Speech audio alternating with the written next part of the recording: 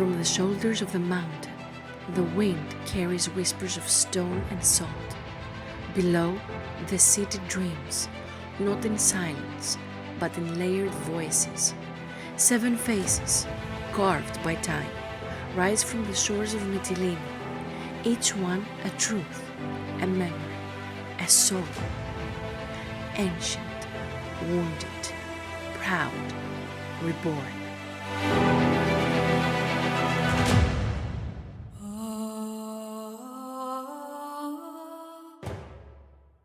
The city began with a voice that echoed through marble columns, rising not only to be heard, but to shape laws, to sing poems, to birth philosophy. In this stone theatre, beneath Mytilini's sky, Sappho's verses once took flight. The weight of thought sat where now only wind listens. Time didn't stop. It marched, with sandals, scrolls, and shields. Here, the Greek mind gave way to the Roman order, and yet the stones remained waiting.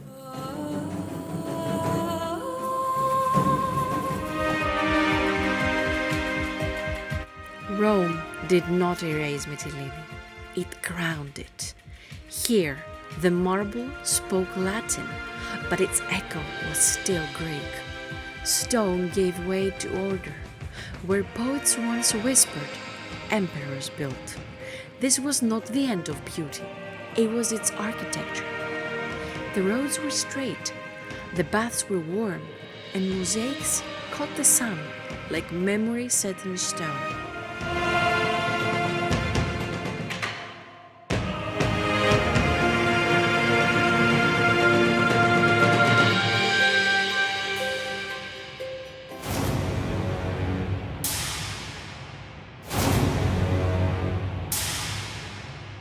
A new tongue arrived with ships, not the measured cadence of Greece, but the clipped orders of Genoa. They came for gold, for glory, and stayed for stone. The Gattilusio carved their market to Mytilini's bones. Towers rose, gates locked, cannons pointed west and east alike.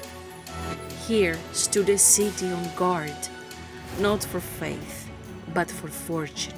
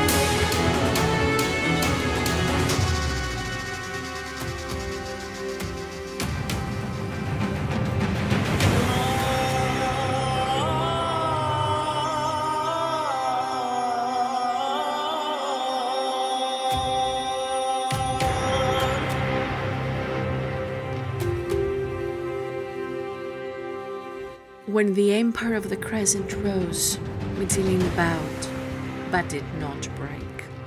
Minarets pierced the sky, but the soul of the city remained whole. Ottoman Mytilini was neither silent nor erased. It adapted. Stone arches turned inward. Water sang in fountains. Faith whispered from the domes. This was not a class of civilizations. It was an inheritance with a new signature.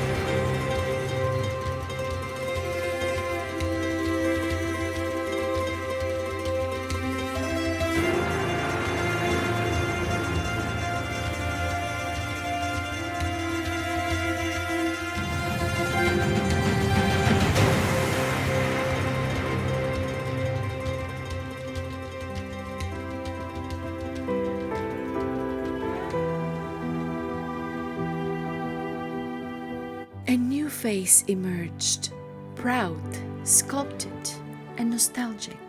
Stone by stone, Mytilini remembered her ancestry. Merchants from Ivalik, scholars from Smyrna, builders from Athens, all left their mark. They built homes like poems. Each arch a verse, each window a declaration. This was not mere architecture, it was a dream of Greece, dressed in marble.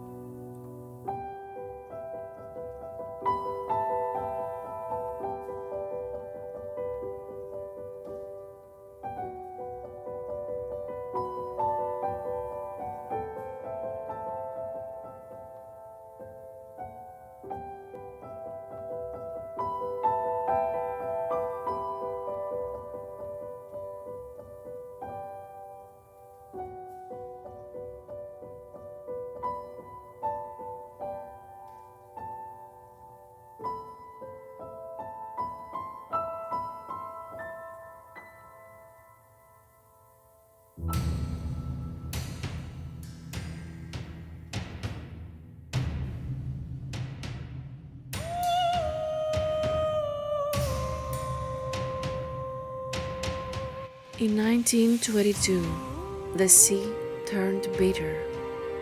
They came not as conquerors, but as survivors. Across the water, homes still burned. Here, they built again, with salt still on their cheeks. Mytilini became two cities, one that remembered, one that mourned. And in the space between them, a new face was born, of songs in exile and bread without origin.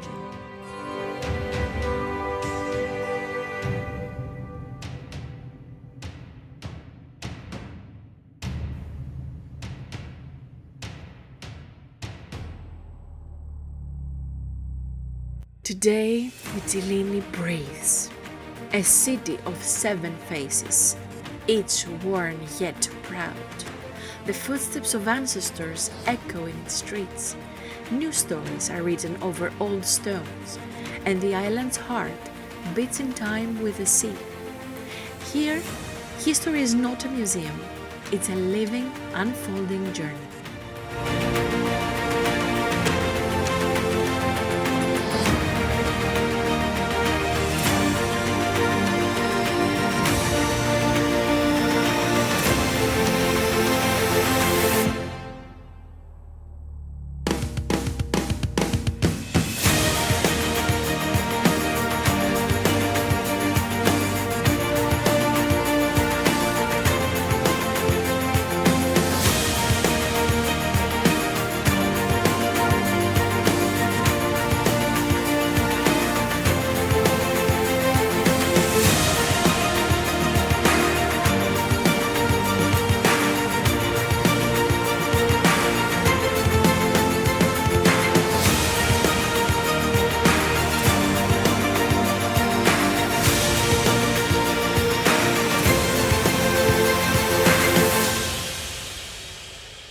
Behind us, the city fades, ahead the open sea, but Mytilini stays in her stones, her voices, her 7 faces, not just the place, but a memory